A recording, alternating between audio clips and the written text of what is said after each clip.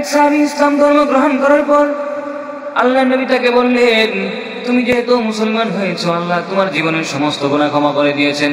এই কথা শোনার সাথে সাথে সাহাবী কাঁদতে শুরু করলেন। ডেকে বললেন, হুজুর, আল্লাহ হয়তো আমার জীবনের সমস্ত গুনাহ ক্ষমা করবে, তবে একটি গুনাহ আল্লাহ কখনোই ক্ষমা করবে না। নবীজি তাকে জিজ্ঞেস করলেন, তুমি এমন কি অন্যায় করেছো যে আল্লাহ ক্ষমা করবে না? আবার সাহাবী তার জীবনের সবচেয়ে হৃদয় বিদায়ক ঘটনাটি বর্ণনা করতে শুরু করলেন। বললেন, হুজুর, আমি যখন সফরে বের হব, আমার স্ত্রী গর্ভবতী ছিল। আমি তাকে বলে যাই, তার গর্ভে যদি কোনো পুত্র সন্তান হয় তাহলে তাকে যেন স্বর্ণের পেয়ালায় খাওয়ানো হয়, আর যদি কোনো কন্যা সন্তান হয় তাহলে তাকে যেন জীবন্ত কবর দেওয়া হয়। এই কথা বলে আমি সফরে চলে গেলাম। দুর্ভাগ্যবশত আমার স্ত্রী গর্ভে একটি কন্যা সন্তান জন্ম নেয়, কিন্তু সে আমার কথা রাখেনি, তাকে জীবন্ত কবর দেয়নি, বরং তার মায়ে পড়ে পরম মমতায় তাকে লালন পালন করে বড় করে তুলেছে। 4 বছর পর আমি যখন সফর থেকে ফিরে আসি, বাড়িতে পা রাখতেই একটি বাচ্চা মেয়ে দৌড়ে এসে বাবা বলে আমাকে জড়িয়ে ধরে। আমি আশ্চর্য হয়ে যাই। পাশেই ছিল আমার স্ত্রী। জিজ্ঞেস করলাম, কি ব্যাপার? এই মেয়েটা কোথা থেকে এলো? কি তার পরিচয়?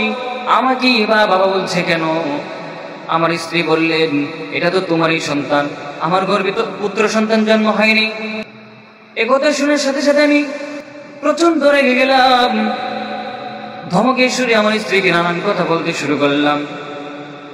এবার আমার স্ত্রী বলল, এত সুন্দর বাচ্চা আমি কিভাবে কবর দিব? যতবারই তাকে কবর দেওয়ার চিন্তা করেছি, ততবারই আমার গা শিউরে উঠেছে। অল্প সময়ের জন্য আমি আমার স্ত্রীর এই অজুহাত মেনে নিলাম।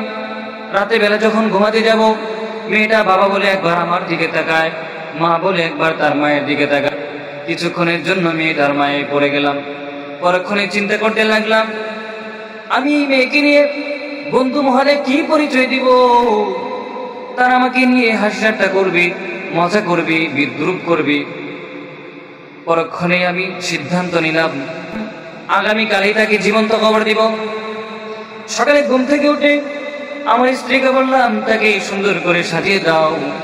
আমার স্ত্রী তাকে গোসল করে সুন্দর করে সাজিয়ে দিল। তাকে নিয়ে চলতে লাগলাম। চলতে চলতে যখন অনেক দূর চলে গেলাম, আমার ছোট মেয়েটা আমাকে জিজ্ঞেস করলো, বাবা আমরা কোথায় যাচ্ছি? আমি বললাম, তোমার নানি বাড়িতে যাচ্ছি। মেয়েটা আমাকে বললো, এই রাস্তা দিয়ে তো কখনো নানু বাড়িতে যাইনি। বললাম, পাহাড়ের মধ্যে একটু কাজ আছে, এই কাজটা শেষ হলেই তোমাকে নিয়ে আমি তোমার নানু বাড়িতে রওনা হব। এই কথা বলে মেয়েকে নিয়ে পাহাড়ের উপত্যকায় চলে গেলাম। সেখানে গিয়ে একটি গর্ত করলাম। গর্ত করার সময় আমি ঘেমে যাচ্ছিলাম, ধুলাবালি শরীরে লাগছিল। আমার ছোট মেয়েটা আমার সেই ধুলাবালিগুলো পরিষ্কার করে দিচ্ছিল, মুখের ঘামগুলো মুছে দিচ্ছিল।